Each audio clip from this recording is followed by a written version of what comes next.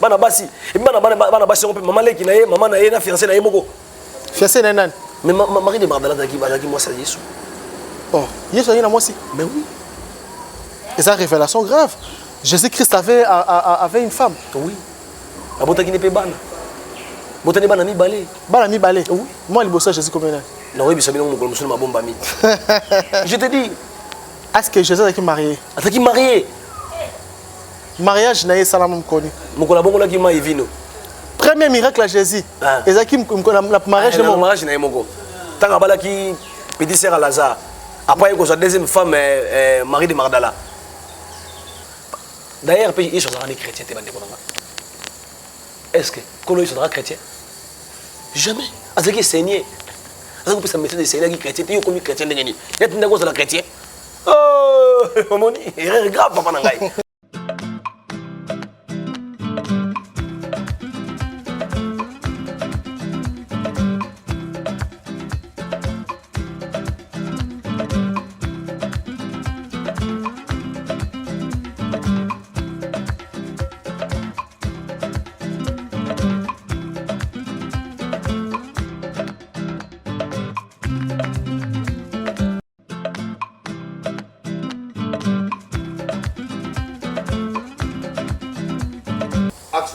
Erreur pour moi de savoir que vous êtes là devant vos postes récepteurs pour suivre cette émission.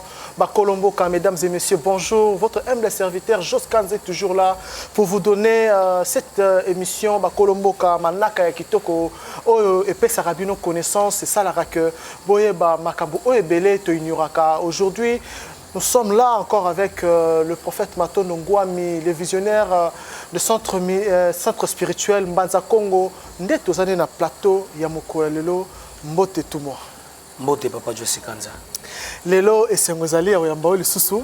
La fois dernière, Tolobela qui étali le cimetière et les sacrés du cimetière. Lelo Torobeta Masolo o étali l'apparition ou bien l'apparition ou la résurrection de Jésus-Christ. Donc, c'est quoi to komonana ya Yesu Masia? Est-ce que Yesu Masia oyo biso ba chrétien to bande ko bazolanda ba chrétien to pe bato mokili mumba ba yebi c'est quoi to amonana lelo to kopesa éclaircissement na prophète Matondo Ngwami. Prophète donc balobaka lycée quoi ezanini pe komonana ezanini. Merci beaucoup papa. Lycée quoi tout d'abord il a accès revenir à la vie. Quand on dit la résurrection c'est revenir à la vie. Moto ya sekwi ezali moto azongeli bomoi. D'abord moi ezali tango to bika kana nzoto autre baka.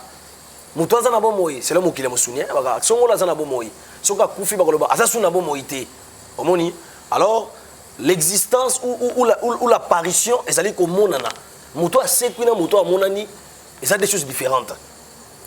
Les lois tous les chrétiens au monde où sont les macabois c'est macabois bon bazala kaka wana mina mi kolobela lycée quoi Yesu parce que Bible yango ba otanga yango malamu te. Nzoka soko bien ça c'est quoi azana bon moi faut la kisanga coin nini o Yesu c'est quoi et c'est kazali. Mais so tamoli monde entier au monde c'est quoi socialité ni en Australie ni en États-Unis ni en Israël et ça na bon moi itaza kuna te. Pour bon moi ezali kozana nzoto. La vie et l'existence des choses différentes. Bon au moins que sur le belingai existence na koni même si nzambe mutazo baki nzamba zana bon moi a ça les rêves. Peut-être façon balobela ngo eza façon moko boye faut que tanakati ya fond ya mambazoloba peut-être que quelqu'un na forme c'est grave papa fond na forme za on a te mutabi ke nzamba za na bomoy siko azo belo ko loba te tuna bomoy la kisini bomoy sali ko bika na nzoto oh nzamba za na bomoy te. Dieu ne vit pas, Dieu existe. L'existence et la vie des choses différentes. La vie c'est autre chose, l'existence aussi c'est autre chose. Dieu existe. Existence c'est laisser kozala parce que nzambe mukola banda kozala muto ayebite kozala na ye ebani bandalité ebani pesu bande ba nzambe azana bo moy eza erreur grave pe péché monene o yesu azana bo moy yesu azana bo moy azana mbokani so bisika ke papa facha na bo moy oui so ke na oya o mona ye ale garana tv to mona papa facha na to mona pasa na bo moy oui sanga yesu azana bo moy azana mbokani mais eza erreur grave to salaka to tanga yesu atikala pe même ko c'est quoi te même na makomi etika yesu c'est quoi ezalité. Mais quand on la résurrection, ça la religion est nini? Babette la absolue sur le Mokanda, si je ne me trompe pas, Mokanda, il y a Luc 24, je pense que Luc chapitre 24, verset 1. kokitana tina 31 je pense que ezaka wana passage wana je pense que totana le passage oyo kosa mokili mumbake et ça c'est quoi toyoka wana na molimo na nzambe to limbola yango ça va bayimboka TV za radio te totanga Luc 24 le premier jour de la semaine elle se rendait elle se rendirait au sépulcre de grand matin, portant les aromates qu'il avait préparés. Elle trouverait que la pierre avait été roulée devant la sépulcre. Et étant entrée, elle se trouvait par la corps du Seigneur Jésus. Comme elle savait que penser de cela, voici deux hommes leur apparus et habits resplendissants. Saisit la fleur, elle baisera le visage contre terre, mais il leur dit: pourquoi cherchez-vous parmi les morts celui qui est vivant? Elle n'est point ainsi. Il n'est pas ici. Il n'est pas ici, mais il est ressuscité. Souvenez-vous quelle manière il vous parlait lorsqu'il était encore en Galilée. Et il disait: il faut que le Fils de l'homme soit livré entre les mains de pécheurs, qu'il soit crucifié et qu'il ressuscite après le troisième jour.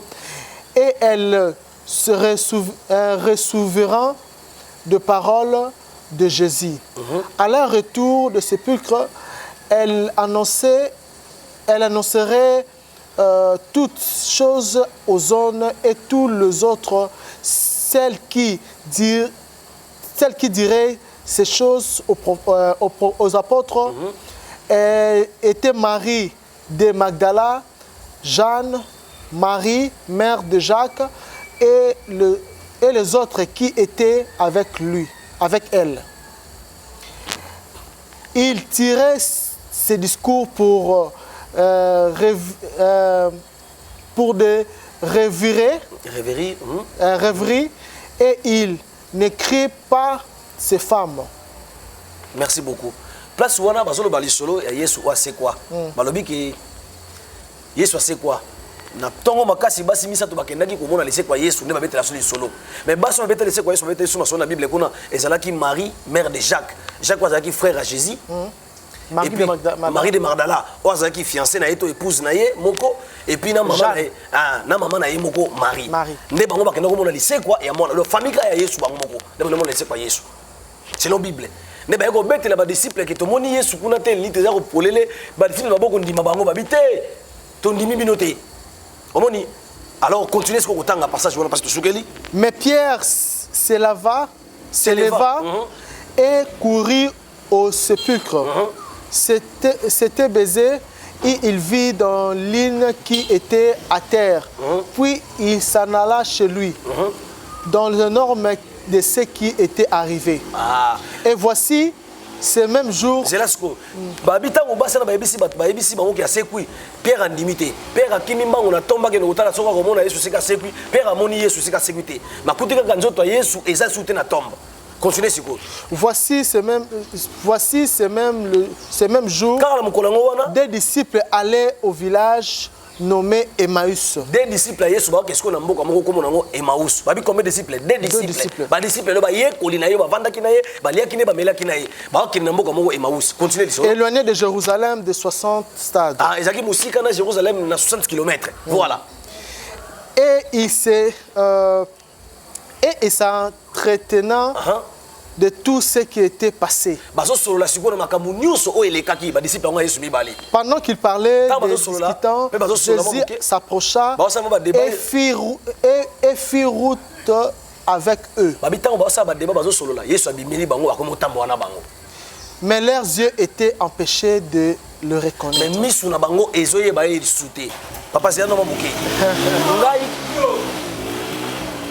ngai nakufi. Ngai nakufi. Eh papa. Ngai nakufi na bona kufi. Ndo fanda kinanga oza disciple nango fa inanga 2 ans 6 mois. Attends to ça na be mission boy ba matonda kufi. So na bimeli oye banga te. Non, yebo bien. Boss ko ne ba disciple so ba yesute. Amen le nginaite. To continue kasi abimeli ba disciple ne ba bi masoko koye ba yete keza Yesu. Siko muto ba fanda kini 3 ans. E ba yibiete.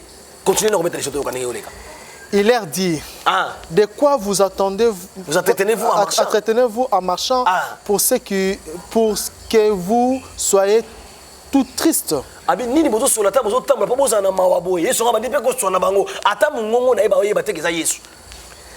L'un d'eux, nommé Cléopas, lui répondit, es-tu seul qui séjournait à Jérusalem, ne sache pas qu'il est ce qui est arrivé ces jours ici. Après, Awa Abi, quoi? Leur dit-il qu'il répondait ce qui arrivait au sujet de Jésus-Christ de Nazareth, qui était un prophète puissant en œuvre et en parole devant Dieu et devant le peuple. Tangu disciple na ebisi Yesu ke ozali yo moko fandaka na ezali makambo lekimi eto le kamikolo te surtout makambo eto le kabi sujet Yesu Christ o asalaki prophète puissant en œuvre et en parole devant Dieu et devant tous les peuples. Ba disciple Yesu ba bengi prophète puissant en œuvre et en parole devant Dieu et devant ba kaboli Yesu na Nzambe. Mais pasteur ya lelo abengi Nzambe. Papa ngam na konya ngote. Bile mtezo ba. Disciple na lobi ke oyebi maka ayebi sa Yesu ngo imaka moto le kamikolo te o ba lo ba za disciple ba fanda ki na Yesu ba ye ko ne o ya tangisaki babi lisolo Yesu alega ki awa azaki prophète puissant en œuvre et en parole devant Dieu devant tous les peuples. Continuez papa. Et comment les principaux sacrificateurs et nos magistrats ont livré pour le faire condamner à mort et on les crucifie. Alors binenge ba kambia mokili oyo na ba kambia mangomba ba condamner na liwa pe ba bakiye. Nous espérons qu'il serait Nous espérons qu'il serait lui qui délivrerait Israël. Mais avec tout cela, voici le 3e jour, que ces choses se sont passées. Merci. Tozalaki na eliki akutu ye mutako kangola akubikisa Israël. Mais banda wana 3e jour ngo bana makambo eleki tozomona ete. Babi tozaki na eliki abikisa mokili. Te. Ba disciple babi bataki na eliki ke Yesu akubikisa Israël. Balobi monde te. Ba bengé nos prophètes puissants en œuvre et en parole devant Dieu, devant tous les peuples et puis bazalaki na eliki akubikisa Israël. Mais 3 jours yango bazomona ete. Continue. Il est vrai que quelques femmes entre nous nous ont fort étonnés, étant rendus de grands matins au sépulcre. Et ayant pas trouvé son corps, elles sont venues dire que des anges leur ont apparu et annoncé qu'il est vivant.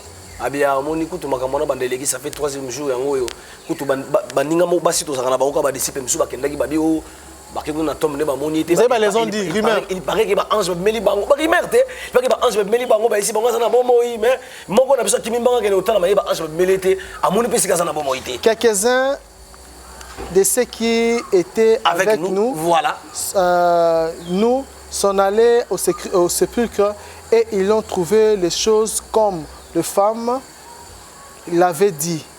Mais lui, ils ne l'ont point vu. Baba moni ngote ba moni bango ko moko nzoto ya mettre na bango ezalité mais ko c'est quoi ba moni bango sika ange meli bango te ngana retourna siko ange ngabe melaka bana basi ba mibalité siko ange fala bien mo mbali parce que mo ça kana soma ko pesa message ange melaka ba mibali bana basi et bana basi ko pe mama leki na ye mama na ye na fiancé na ye moko fiancé na nan mais Marie de Magdala qui moi ça Yesu. Oh Yesu a moi aussi. Mais oui. Et ça révélation grave. Jésus-Christ avait une femme. Oui. Abota qui n'est pas ban. Botani bana mi balé. Bana mi balé. Oui. Moi il bosse Jésus combien? Non, oui, bisabino mo kolmusu ma bomba mi. Je te dis, est-ce que Jésus est marié? Est-ce marié? Mariage n'a pas salam koni. Mo kola bongo la ki ma evino. premier miracle à Jésus. Ezaki la mariage de mon mariage na yemoko. Tant bala qui petit sœur à Lazare. Après il y a sa deuxième femme Marie de Magdala. Moi c'est aussi mon ministère naé. Kutu ezana passage mon Bible ngosuna l'action utanga ya de quoi Lazare na Marie de Magdala ba bunda pour na Jésus. Et na Bible ngosuna l'action. Pour on peut avancer, prophète. Là, c'est TV Radio. Alors Jésus leur dit, ô homme sans intelligence, et dont le cœur est lent en croire tout ce qu'on le dit le prophète. Les prophètes. Ne fallait pas que le Christ souffrit ces choses et qu'il entra dans sa gloire. Et à commencer par Moïse et par tous, le prophète et leur expliqua dans toutes les Écritures ce qu'il concernait. Lorsqu'ils furent près du village où ils allaient, il parut pour vouloir aller plus loin. Merci beaucoup. Tango balolo babongo babiye songa bandelo balabanga bio bato basanga mayele mitema na bango zo kundimate et le moment qui était que Christ fa botama a souffrir bonga kota na gloire na ye alors beli Jésus alors beli Christ pourtant au selon histoire na bango tango ange meli Marie a pensé que Marie sali Marie ça était ko botama na malo pese comme Jésus on pense comme Messie qui signifie le Christ omoni ya ngo tango Messie botama ki na corps ya mutu moi ba jif bandimela ye exactement comment Christ a cause la mwana ya Marie na Joseph. Moi petit yo ça qui ministère to kondi beleni ama boy kondi mai parce que ba confondre qui parce que Christ ça qui kat naï là on parle de Yoshua Mashiach c'est ça Jésus a tika na exister Yesu ne peut exister ozomona mais ange là ba ki na Marie te ko bota mona kombo Yoshua ba ko bota mona kombo Mashiach comme le Christ Messie Olandi mais mon qu'il est confondre yango et les biso Jésus parce que ezali makabuna bango ça peut ya bisoté tout le limbo yango parce que yango ne bungisi bato ba bitango ba no kende ba niko kende ba solo na motango o azaki na bango 300 parce que bisouté allez asali samla o kende musika ba bisité tika na biso poko koki to la na pa butezo ko ya continue papa mais il presserait en disant reste avec nous car le soir s'approche le jour est sur son déclin. Voilà. Et il entra pour rester avec eux. Pendant qu'il était à table voilà. avec eux, il prit le pain. Voilà. Et après avoir rendu grâce, il rompit et elle leur donna. Alors leurs yeux s'ouvraient. Et il est reconnu mais il disparut et devant eux. Il disparut devant eux. Merci. Soukana wana papa. Bala boye. Tango bayebisi ke poko koki ozoke ne musika tika na biso. Yesu ngo ataki mettre mo ba fa ne 300 bazoyi ba ite aya kotina bango na ndako mo boye. E ba komi na ndako wana ale. Matemba zaki na sala mismo papa zaki na mo balia. Machima pa likolo ya mesa. Yesu wana zui lipa wana akati apesi bato na tango balé lipa. Bible bi misu na bango sani e fungwami. Tango misu na bango fungwami ba reconnaître que ça y est allez à disparaître. Donc ça veut dire que na ba otamona na bango ba yeba ki était parce que misu ngo za okanga. Okanga. Siko na biba notama misu okanga. Esu mtata misu okanga wetali bagote papa na ngai. Bon peut-être misu bazolo be yaki misa molimo. Mais soko ngomo na mutu ngomo na molimo na misa molimo. Ngomo omoni eloko na misa molimo. C'est que eloko na physique, et physique était spirituel. C'est c'était l'apparition de Christ. Parce que après les rois de Jésus, c'est la Bible. À combien qu'on apparaître et peut disparaître. C'était l'apparition de Christ, mais non la résurrection de Jésus. Parce que là, qu'on apparaître et peut disparaître. Pourtant, on va raconter ça et disparaître. Est-ce que c'est l'apparition? Tu confonds dans la résurrection. Dans l'histoire de la Bible, tant que c'est Lazare,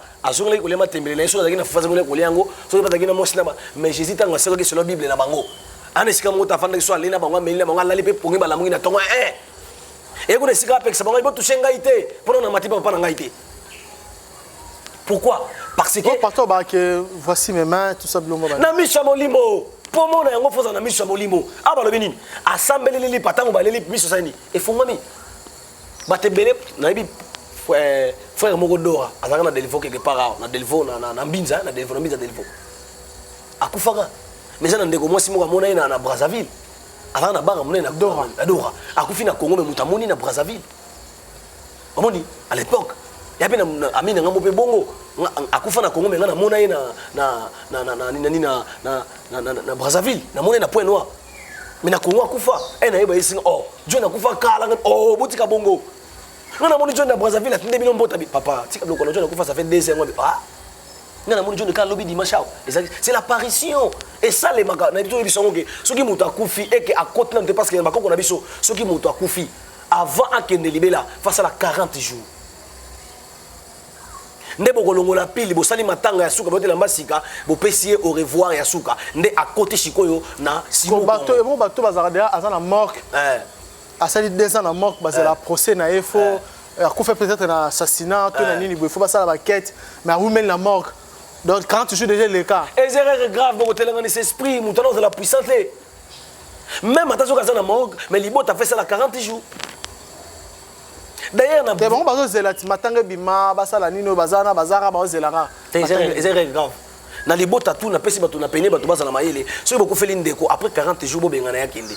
Bo sala 40 jours bo sala ni bo pesa yenzela bo sepela bota mina mokila molimo parce que na malwa ya bu Congo soko tie mbuma na mabele après 40 jours nde ebima e bota. Solo ninguba na mabele juba mai juba mula ba moyi na ba mai e koza 40 jours 40 nuits après mona esaini ebimi ndo mona nguba na eboto biki nguba na ngeboti 140 jours nguba ebota te mumanos na mabele bima après 40 jours parce que prophète ba cimetière ba ye ba sokoli maboko ensemble pratique wana ezara spirituel to ezara bien to ezara pratiquement hygiénique bon même si ba sala on a pratique hygiénique mais bomi ba secret spirituel ebele eza censé c'est pour ko na moto fubo sokola pourquoi fubo sokola maboko boko sokola ndoto mobimba tosala kasina ko sokola maboko na matanga poto la kisa bato bazokena to la kisa chef de famille face à la maille wana batba sokola bako sokola maboko isika na baboki maille wana et puis mutu namanda ka sokola na ndenge na ye pourquoi bo sokoli c'est tout la bato bako prouver innocence que mutu ebi likamuna ye awa ça te de deux kolongola karma ndeko sabwe osala mabena malamu osalaka source ya énergie vitale na yo eza libota na yo omoni source énergie vitale na yo eza libota na yo so za ki moyibi akosakana te entre to kufi énergie qui mouille et c'est partagé par bandeko na ndama bola muna ope et c'est partagé par bandeko na on a vérité mais so za ki na grand frère na ki na mbongo ebela kufi yela yaka pa nga mbongo na ozo chance na ye na tchango pa na yo ah bon ce qui bon est mbongo moya mabe et ba mbongo mo boya ki moyibi mbongo mabe za la raté ba mbongo ki moyibi assassinat ba mbongo mo boya l'argent sale je peux dire au ça la transfert en année assassin mon côté à cause la cop assassin RSI sur les ali voix initiative qui a mission na sur terre esprit mususu et botama na mukela musuni basala ye mabe tellement trop basala ye mabe bato basala ye mabe baza envie ya kufa kenda mukela molimo kozong sa ya ko venger akoko ya pe ba comme maman assassin mando côté la kaka bato basali bazakane na dossier na mukilo eleki isika seka wasi sabanga pa bomoli motema. Ah, ce que prophète, il le dit que non, de comment sera Koufi, à ce qu'il a des moyens, toi, il a mozui, au biné, au ça, la pose à bozuinae, au peu ça va chance n'est pas bateau, parce qu'il a mouki. Et bon, c'est un bon, on est qui m'a baisé, qui n'a bon, qui m'a bomi, qui assassin, à ce qui m'a bon, à détournement, il y a l'État, bon, l'argent sale, bon, à ma baie. Au ça, là, non, n'est-ce pas? Il y a un moment, Afrique n'a pas besoin de ça, bateau, bateau, ma baie. Moutabota, mina maternité, à Basango.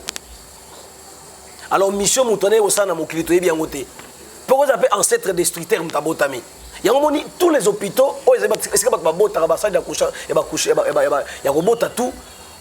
O ba bota kabasi et singila ka ba femme sage na ba homme sage ya mboka bazala. Parce que tant moi na za ko bota moi na yena mission. Ya on a to biso Peter awa kana sa bato bala nanga. Et muso abota mina mokiliso ka za assassin. Qui assassin na ye et ataki pa yekole na mokilité et za mission ya destin ya âme na ye. Parce que destiné à l'assassin peut-être travailler pour venger bah toi bon quand il a mukile wuti koleka basala ka mabe il est pas botami pour à l'assassin et puis à côté là kaka batako no boto la mbongo za bato basala ka mabe na mukile eleki ti ba ko sila bona muto la bongo ni mutema ko muto bala mais ça muto mususu boye o mwinga za pena innocent asali muto mabe te mais muto na lukia sali mabe to bona tususu bobokele mbasuka pona jalousie o mona muto mususu ba bomie kaka pona jalousie wana pe zape kande kasi bato mapona jalousie wana so akufi akoko zonga pe pa ko venger li wana e parce que venger te l'esprit des anakimiate esprit te dans la pose à vengeance. Parce que transfert ya mbongo yo ça la mutanga bozwa kufi ozu ba chance no pesi mutanga ça qui détournement mbongo à l'état ba fonctionnaire ba leli mbongo la ba futite ba na ba médecin bazolela ba soda bazolela ba détourner mbongo à l'état mbongo wana politicien na akufi ayena mbongo ebeleza ki millionnaire mayiba ki ne mbongo à l'état ki mbongo na été siko akufi ndeni osala ke mbongo wana ozo chance wana ki moyibi wana ya détournement on peut pas petit frère na tikela bobo non on peut ça mbongo na pas petit frère na parce que mbongo na petit frère na asala ba bien pour te karma wana etika na libota te bozo ba boyi mbongo to boyi mbongo taki mutu mabe to boyi akufa ke na mabe na mbongo na yeba ke bosali mama na erreur parce que liwa ya mutu wana ekokute bino cher mabe na ya sala ki oyo kofuta ya famille na ye famille mte futa ndebo sona ndeko na mobala bota bana te na mokili asala mabe to atikala ko bota te bino ba ndeko ne botikali bo futa mabe na ye o makela na bino ya kati na ye bosele ko moko na ye bino na ye ya ngone za censé to zo mbongo ya mutu wana ta ya mabe to pesa ngo mutu aviva mena ko ebisa yeke moni mbongo to pesi yo yesko musana yo sala ba ko felina sunga ba bola sunga ba veve sala kaka bola mu ce qui est arrivé ka sali ngote makarme continuer pas ko futa susu n'est-ce pas que ça rende mon akodia Kodia lelo pe comment nango code outi na mon code eza numérologie eza numéro eza poids mystique ya numéro code eza nango soutenu ba kosa batu mbembe bor mo bo eteluzi code eza numéro ke mon nzungu mo boye wala makamba kala code ya numéro lelo kutu code ko bota mutu na bota meza kodia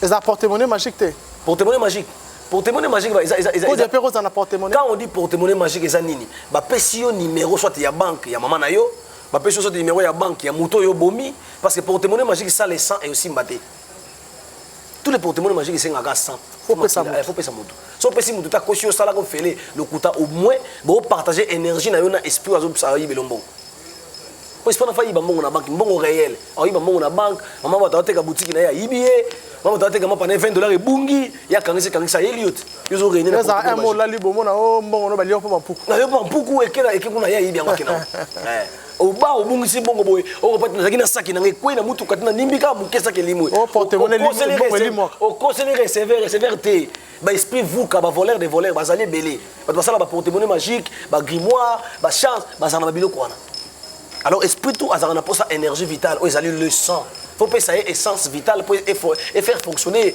elle rose en bois faut pas ça damas pas vivre bien aya munene ma toko lo pesi ba poisson vimba très bien prophète Matondo tozo na sujet na biso oyo ezali résurrection ou bien apparition la résurrection voilà résurrection l'apparition ou la résurrection au lobby que Jésus-Christ a kufa oui à c'est quoi ne balobaka ke c'est quoi na mokolo est-ce que Jésus-Christ a c'est quoi que c'est quoi on balobaka wana le tombeau est vide o ba sala on la Pâques o ba confirmer ba kotango batu yo lobi ke a c'est quoi te a sala apparition au petit définition il y a résurrection le but que résurrection c'est revenir à la vie OK Jésus zonga na vie te est-ce que balobela li c'est quoi wana na sens mot péjoratif sens mot spirituel balobaka pour alobaka kei akobokse sika donc azana biso na esprit na molimo mais so azana esprit za vivante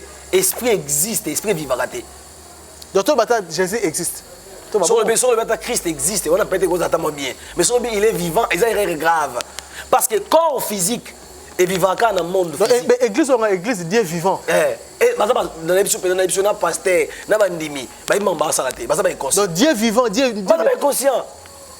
Dieu n'est pas vivant, Dieu n'est pas vivant. Dieu ne vit pas, Dieu ne vit pas. Dieu existe. Dieu vivant, comment l'église Dieu vivant. Erreur grave, papa. Dieu ne vit pas. Comment Dieu existe. L'existence de Dieu, c'est ça. Dieu existe, Dieu ne vit pas. Comment c'est on limite les dans sens c'est les humains qui vivent, Dieu ne vit pas. Oh, papa nangai. Dans le bien, monde physique. Est-ce que ça problème il y a un mot et ça problème il y a manque il y a connaissance spirituelle matubasa makamuka obate obalakisa ye yango wana kongola za makasi na ko mémoriser maza inspiré te pe connecté te kongola bi ko mémoriser Dieu vu en nous Dieu vit en nous ah tu peux dire que Dieu vit en moi tant aux vivants so kufi Dieu ne vit pas encore avec toi Mais dans la nomenclature, bien dans le sens normal, Dieu existe. Dieu existe. L'existence et la vie, deux choses différentes. Monde physique, c'est ça mon planète Terre. Il y a un corps physique qui est vivant. En dehors, il y a planète Terre. Corps physique, c'est un qui est pour moi, il y a un monde astral, il y a un corps astral. Pour moi, il y a un corps spirituel, un monde spirituel, il y a un corps spirituel. Pour moi, il y a un monde mental, il y a un corps mental. Pour moi, il y a un monde cosmique, il y a un corps cosmique. Pour moi, dans le monde physique, il faut vivre dans un corps physique où il y a des autres, ils sont composés dans l'eau, l'air, le feu et la terre. Il y a des autres, chiffre matière. Chiffre 4. C'est ça. Ce que c'est matin, c'est quoi qu'il y a mais ascension de Jésus-Christ. Papa, et ça, en matin. Quand on dit ascension, vérité, ascensionnement, c'est la mort. Parce que billet à paradis ou enfer, c'est la mort. Donc, avant qu'il y ait de l'eau, il faut koufa. Faut koufa. Si c'est ça, oui, j'accepte, il est mort. Il y a moi ça dans là. Si on est en matin, à l'ascension, quand on dit c'est là. Même il est tellement matin, il est illusion, papa Nangaï. C'est quoi l'ascension? La Bible, c'est quoi l'ascensionnement, papa? En fait, c'est très grave. Hein? Bible, ce n'est pas la... C'est pas une mince affaire. Papa, Bible, ce n'est pas la vérité. Mais dans la Bible, elle contient des vérités. Bible, c'est un livre de vérité. Mais dans la Bible, c'est la vérité. Parce que la Bible, c'est un livre métaphore. C'est un livre exotérique et spirituel. Au commencement, l'esprit de Dieu mouvait au-dessus des eaux. Pasteur porté, bon, n'ayez bandeli, moli mozambe, bon, t'as mal na mai. Il dit, est-ce que yebisanga na mai, na moli mozambe, na na zamukolo. Na kina muninga. Ce que soko beke moli mozambe ne balota moli kolama, c'est que mai zamukolo même moli mozambe. Mais ezali métaphore que signifie. Peut-être baloba ngo parce que Dieu existait déjà. Maintenant à celle mokili na ye et ayaki soko a remouver le kolama ya. Azo se perdre mokili na ye ninga zali. Oh, zapata moli kolama ino ndeni. Papa jona lingala ke na bandeli moli mozambe zango te pali kolona mai. Nous avons dit que Maya c'est que Maya et ça métaphore, ça parole exotérique. Ça n'a pas comprendre. Bazote ya mutuboy toute vie et bandana mai. Moi avant dans le maman 9 mois na mai. Vie bandana mai. Vie autre dans certain bandana mai. Olandi papa a libéré qui océan primordial pour moi na la moana. Papa nous a libéré océan primordial. A libéré mai na maman. Ne mai wana de bimisaka moana comme mutu. Et ma vie vie bandana mai ba pesa on a métaphore que commencement l'esprit de Dieu mouvait au-dessus des eaux. C'est que commencement il y a existence il y a monde physique et ça les mai. Il y a un moment même sur mutu ba kundi avant kufa. Nous on a épaule que bimisi mai ce qui mai sili allez mabele comme poussière zongi moku a etika eloko teke na ngambo nango mais liboso ko bakana no mai. Donc moi on appelle le moment avant na mai. Donc monde aquatique ezali monde oyo l'homme face à la contact na monde aquatique. Même biso pour na bomoko na mai. Surtout bomoko na mai était tout ça eloko. Mais to ebi biso ba sirène déjà to bangaka bango eza pe na bilima ya mai o bazalaka compliqué na mai eza na ba nyama musu bazalaka sauvage na mai ndeti ro ba requin ba bloc ebeleza na kati ya mai o soki okute na ngo bikisa yote sikoyo contact entre ça rondeni. D'ailleurs on a mai non liboso donc c'est très dangereux mai bo marabat. Mbonge zali mambebele. Papa jo sikanza. Solo ni matemelo sopela ngoni mai. Olamoki na tongo sokola kanini mai. Olingo melatio sala kanini mai. Olingo sokola nyos to saka na sena mokili. Élément liboso mai. Olai na butu muno pole comme solo. Olamoki na tongo poko mapi fonini mai. L'eau purifie. Donc ce qui mutu ayebi valeur à mai te que mai ezali être azaka na posa pa coller azaka pe na posa offrande to sala eloko te. Mai eza sacré. Donc Bible est partie on a pas ça biso message à koloba ke molimo na nzambe ne meloto melokola mai liko loba ete vie et bandana mai. Mai ezali monde mobimba. Quand on dit sirène, c'est qui est négativité. D'ailleurs, si on monte sirène, balaye. Ah? Pour monter sirène, ça montre même la richesse, l'abondance. C'est ça qu'on dit aux ça monte que prophète. Ça va bien moi si sirène, et likoloba. Au moins si on a reine na ezali reine aquatique. Il y a na bato musu na nzamba keli. Olingi moi ça sirène balaye. Balaye, kitoko makasi. Zana spiko na limbolo comprendre. Na limbolo comprendre. Nzamba keli 4 éléments primordiaux, l'eau, l'air, le feu et la terre. Abatu pe na mokili. Et na batu musu bazali élément feu, mutu musu aza élément terre, mutu musu aza élément l'eau, mutu musu aza élément l'air. Bato tout bazaka ba élément feu, balobaka mingi bazaka pe très colérique. Bato bazaka ba élément l'eau, bazaka kimia balobaka mité. Même moi aza na douceur. Même na moto balobaka, moi no azaka mona mai. Bako bazolo ba moté.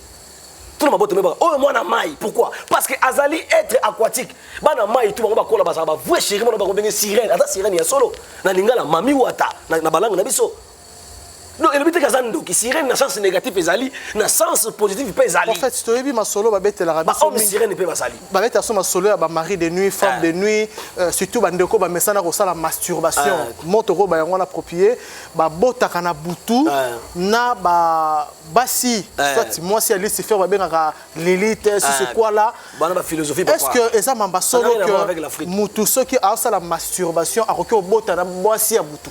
Papa, l'élite, tout ça, ça n'a rien à voir avec le monde subtil ou le monde de nos ancêtres. Réalité, Europe, c'est la magie, c'est un, mais Kabol n'a pas canal. La spiritualité, c'est un, mais Kabol n'a pas canal. Ça, mouta consulté. C'est comme mouta sera mari de nuit, ni femme de nuit, mari de nuit, na femme de nuit, bah existe à rater des bino quand la rango. Et ça les réel mouta zakana moussoudi, pendant maman on a karaté na bino elle est là au fort. Ndé na buto comme ka mwasi ki toko alinga yo bokuma ni mwasi na mobali.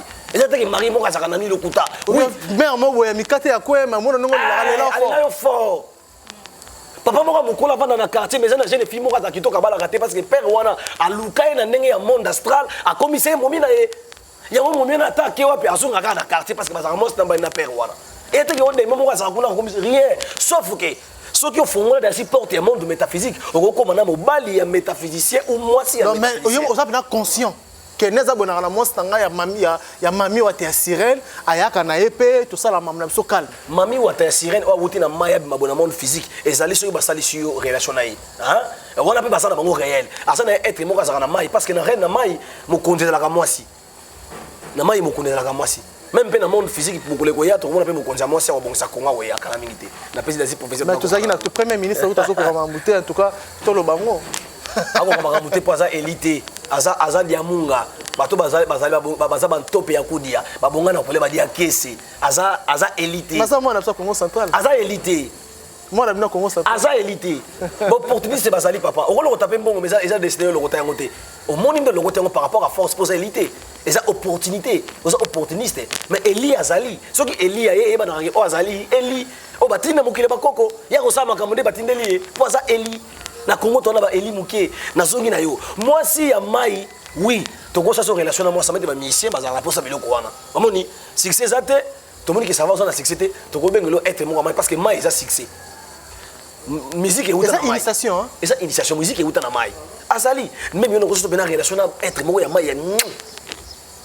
Et puis si papa nana posa abimelanga boy peut-être mon naka ako apparaître ako yapa comme moi no moni na nzela moyebi famille té donc que eza sirène nanga mais so papa na lignée ça na niveau astral on lote na bandoto ça ka vie na bandoto so ka pambola notre na musuni boko ça pe na bojebele ça réel conséquence ngo za nini akolinga te ozana zuwa te ozana mwasi mosu te selon ne bosali impact ne bosali impact na bino so que biseke ngana lingi na bota kana ngana zana mwasi na mususu yo za première femme na lingi yo mais respect akobatela yo mais so le biki te ngana biso ngana ta zuwa na lingi na zana mbanda te wana yo ka so sali tete anolia basi wana tout comme peso aza mwasi anolia basi na yo ya ba mise bele ba kufela basi afani na mwasi succès na ezaki lié na être aquatique momi moko ya mai bazaki mwasi na mobali alazo bala rabana bato bazo kufaka pour jouer être wana et so bomaye mais être dans ma bétene bo sola kinaye ezaka ndenge moi je samukila dans la rapena zoua oki po kata contrat na ye oui ou peut interrompre contrat wana soki ozape na muto neti biso boye na relation koma okata contrat wana et apena mabota mingi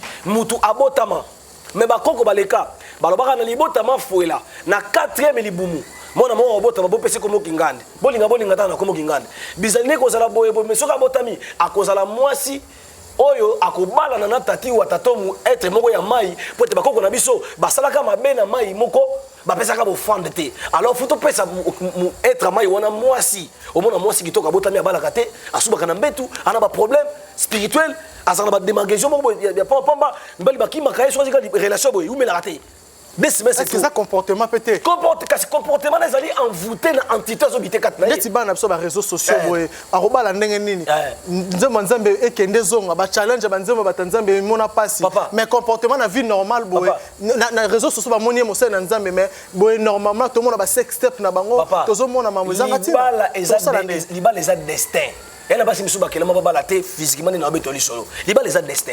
Moi, si Atazandumba soit destiné à la bala. Quand on a dit que je Jomoga est fort, il faut que mère mon père exprime ma mère, mais tu comprends arrêter pas non déni. Puis ça destin est bala. Liba les alliés destin. Parce qu'on appelle Mbala bien. Mbala bien, madame ça le comportement pas ça destiné à bala kaka bongo. Mbala pas aussi supporter kana comportement na azali. Mais on ça destiné à balate. Ata sambela kanenge nini. A balate. Ce qu'il faut y pourquoi est-ce qu'il y a ça destiné à balate. Ça va lier puis le comportement des prophètes. Moi aussi le comportement moi c'est ça comportement surtout ezali envoûté par une entité. Est-ce que tu comprends nga? Donc moi si mususu bache envoûtement moko boye aza malbouche impoli pour mbel baki mais esprit na eza connecté na entité moko entité moko nuisible. Nazo ko nuire ba comportement na yamuni asa makamuni tikizengi. A répondre mobile insolama ya ba kantina kantina ça la bien. So ebisi ba défendre article on dit mangote, pas bien ngote. Pour ça inconscient. Tu comprends? Ni ne ça dans l'inconscient parce que eza elana lelo ko ebika katina yi. Mais moi si oyo aza mauvais comportement naturel par rapport à entourage, so TI a changé directement. Comment on dit? Mais ça, monsieur, à toi, c'est un crédit, là, tu vas changer. Ni ne ça va changer. Parce que, à ça, on voûte. Ma réclamation familiale. Voilà, parce que quand on dit réclamation, c'est qu'il va déduire quelque part. On a déduit. Qui y a un la tête, si ma bali, ça va pas comme on kala. Papa. En fait, c'est quoi? Les Arabes, maman, est-elle qui te dit que abali moi c'est abali les qui naie, abali c'est balusie moi c'est mon amboka frère obala azale qui naie, pourquoi bon mengo tikala. Et le quoi les Arabes malin moto et ça bilo comme mabe. Bon qui tu les qui place ni, ba ko ba restaurant qui tu dis pour nazo so di kambotali qui tu dis. Lorsque tu brises qui loi ya qui kanda, pour toi qui na loi qui kanda. Eux le ba mike ndeko fa bala kande ko nae. Mais na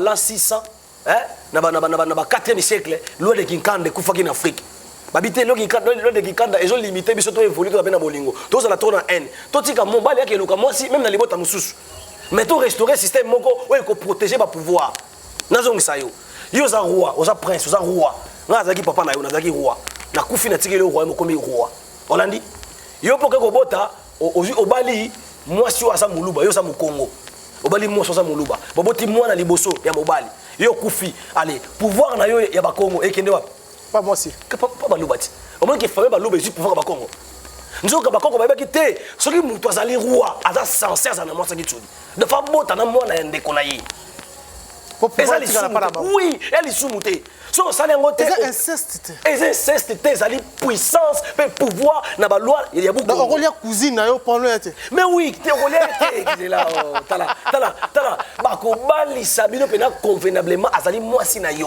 na yende royaume ekotika na so boti bona mbala liboso akomi roi mona nazali yo ko kaka donc cousine na yo pena za na akomi na momi en fait wana ezali loi de Congo bakoko na so ba restaurant qui pona kobebisa pouvoir te lelo to Afrique ebebi pona biloko wana yebisanga yo za mungala okebala mosi ya muswahili boboti ne mona mobali bana na Afrique bazalaka matriarcat ata baloba baluka kosala moki patriarcat mais ici makana te parce que nzambe asalaka matriarcat so ça mobali atambolaka na bana te mutu atambolaka na bana ya soso ya mwasi na loi ya nzambe mwasi nde kolobana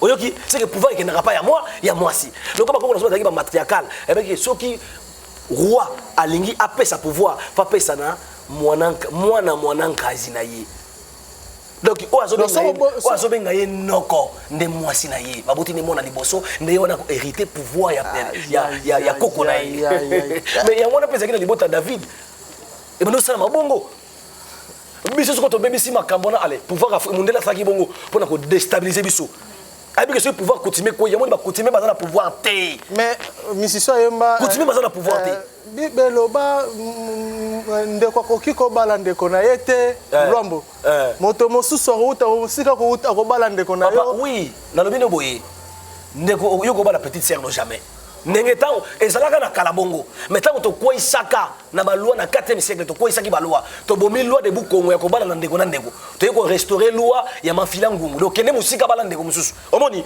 siko na loi na to restaurer ki principe moko africain que soki mutu azali siko roi omoni que to créer buzoba to déséquilibrer pouvoir babité faut to restaurer système ya Kintsudi quand on dit Kintsudi euti na mo Kintsueki donc protéger garder ba Kintsu. Comment on dit? Donc protéger et garder les pouvoirs, les secrets à famille. Donc pour nous, qui tu déjà bien? Papa, n'est-ce pas que tu as roi, na bota na mona gantier nanga. Mona mobali, soka koli, et nem na autika na pouvoir nanga. Ok jamais pouvoir maman nanga ko beba, ok jamais secret na biso ke na bota mosi nanga attendez ne kete. Et ki gana li bota ya biso. Et le qu'on a pour na ekozonga nanga. soit qu'ils ont été Afrique, Afrique c'est ça qu'on appelle l'Afrique. Ah mais on a tout comme un égoïsme, tout on va la besoin de la famille. Dans le but que yo bala leki na yo ya mwasi. To bala mama leki na to mona té. Et ça lika kana ba o ba sa ba personne ba sa na ba pouvoir. O ça li roi. Ne face la kitsu. Kitsu des rapports na ba roi. Les bota o ezaka na royaume. Et na royauté, ba chef coutumier ba sali. Fait ça les bota kitsu. Jamais un chef coutumier, il y a ça au Congo, mais ça na mwasi ya mungala. Pouvoir coutumier bébé déjà. Très bien. Prophète, déjà, tu as te déborder, écoute les bases cinéma, bisokuna. Potozong en a thème, la seule parenthèse, parce qu'avec yo, ils ont la loi école. Tu font la parenthèse et belé pour battre pour cause en eux ont des ils ont bibliothèque. Donc tu côté tu bombi.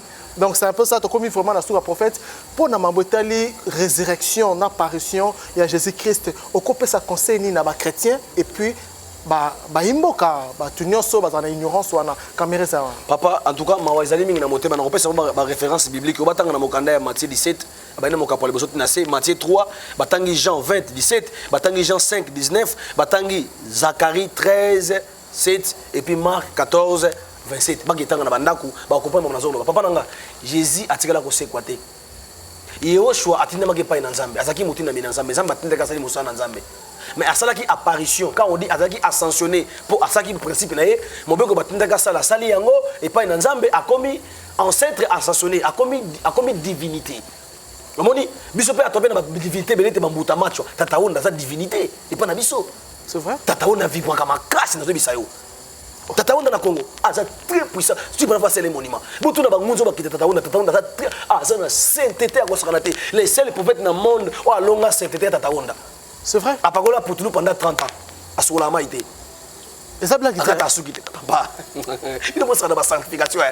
Abotaka mona moko na mokili atika makamba kobota. Pour la que nazali maître juste. So na bote te mokili ko jizenga pour maître juste fa bota. Abotaka mona moko Simeon. Maman Simeon. Un maître juste fa bota. Maître juste fa bota. Abota mona moko kaka. Après ko bota mona akabi nyoso yepa na zambe. Akaba jeunesse na mo papa.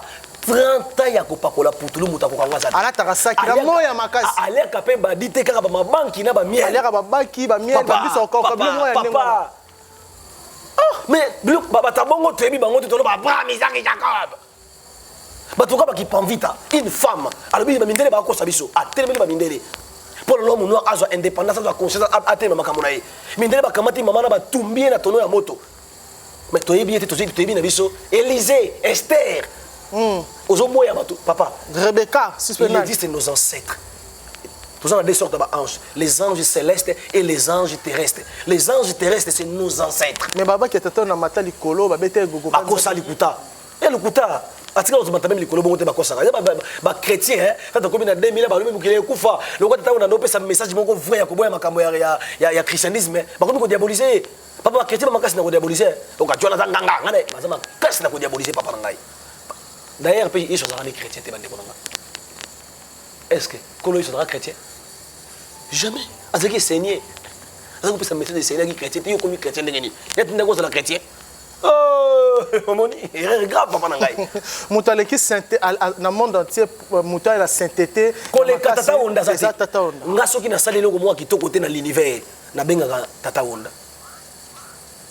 Tu na bengi akokeli na corps soka longwe papa uka sanctification lokola mutu mobo osokoli olistral osokoli olistral papa il est très dans ce tout temps na ba centre puissant na mboka oyo to ba conscient moko to la moko to comprendre objet tozali mama bele ba comment na bible c'est biso africain c'est ba noir c'est histoire Congo mais ba sala plagiat papa et combien de temps to gagner ba o abiso soki tokotikala kaka kolobaka ba français ba anglais na kati ya Congo kotikala kobunga te po Congo ezali papa na mama basaba ena des ancêtres métaphysiques o komona bango ezali seigneur ya Congo na mama wa Ndombe des ancêtres métaphysiques mama Ndombe ça na forme nini ana forme mama Ndombe ça na forme ya mwasi na nefu mabele lokola 9 pays voisins ou 9 pays limitrophes ya Congo code nango ezaka chiffre 9 ya ezaka plus 243 chiffre 9 ne code ya Congo.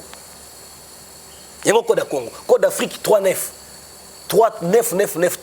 Mais code à Congo, il y a 9 monko 003009. Les code à Congo. Ma maître m'a dit basa spiritualité ba imamna ça bango. Na kate no kosa no soza nango posa. Ba parents wana, ba za na posa to zongela bobiso. To ba 4 langues na biso. qui Congo tu luba linga la Swahili Swahili za langue nationale uta pas arabe mais pourquoi uta pas arabe parce que arabe ba ça ba na biso ezali lorsque Abraham abotaki na Agar abimisi mona Ismaël mélange de l'homme noir na européen nde bimisi ba arabe ya moni to adopta Swahili lokola ba ça bana na biso quatre races intermédiaires et on a trois langues nationales où ezali principales na quatre langues intermédiaires où ezali race intermédiaire Swahili. Très bien.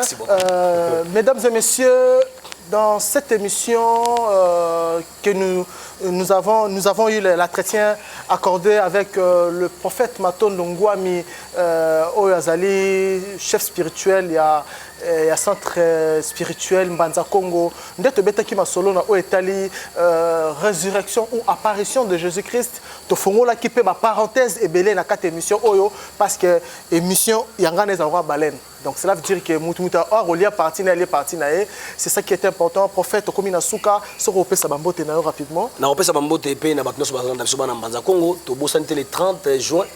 Tozana milulu kitoko o to sala na etonga na temple ya Mbanza Congo na centre spirituel bato bayebele vous allez journée au tokoza indépendance spirituelle tokola ça bato calendrier tokochango apporter tout le monde calendrier africain originaux calendrier ba l'homme noir parce que bakoko na so basala ki des calendrier universel na calendrier local aux alliés ya ekolo na biso calendrier africain ya biso ezali na calendrier universel au monde la balola bebisa tokozong c'est na ordre ndenge ezalaki na horloge universelle na horloge africaine horloge Congo bakoko so basala ki horloge ndenge mona ba européen te ezaki na horloge ya bosangisi ya ba commerce wa bengi horloge universelle ezaki pe na horloge locale pour na école pour na robomba ba secret spirituel na pesi mbote bato boya bokozwa science bokozwa chance plutôt ya kozala enseigner moke na horloge wana parce que soki yango ekotité indépendance ezate vraie indépendance peuple ezongela boyango elo babalanga nango esaila maele nango elia biloko nango elata lokola bango ekanisa lokola bango ne babengi indépendance soki besoin indépendance bolo bakaka français na anglais bosala eloko te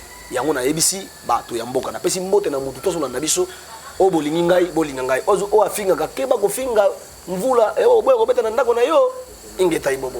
Merci beaucoup. Dans ces termes que nous mettons au point dans cette émission, Colomboka, une émission, comme je dis, de grande envergure, une émission d'analyse, une émission spirituelle, socio-culturelle et une émission de développement qui était présentée par moi, votre humble serviteur, Jos Kanza. Monsieur le journaliste, je ne peux pas finir cette émission sans remercier toute personne qui nous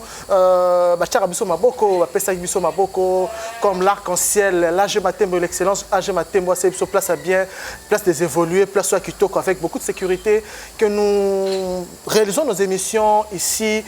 Je ne peux pas aussi finir cette émission sans faire un clin d'œil à mon vieux bienfait, Bofenda Angalissa. Nde pe azalaki na biso na pesi mbote na batu nyonso balandaka biso na poto Landry Amosini, Trésor Kanza ainsi que na Kenya Mobimba, Ataïdi Ngoma, Papa Dezobaba et l'honorable Ibrahim Lingo na pesi mbote na batu miso na bosani bango na pesi mbote na Rifi Mungwa na pesi mbote na Vini Lenda président Vini Lenda na pesi mbote Psychaso na National Shop. Je ne peux pas aussi finir cette émission sans remercier la personne qui était derrière la caméra, Rossi Bridada, où a réalisé cette émission à Lelo. Moi, votre humble serviteur, je vous dis au revoir. On se retrouve à la prochaine numéro.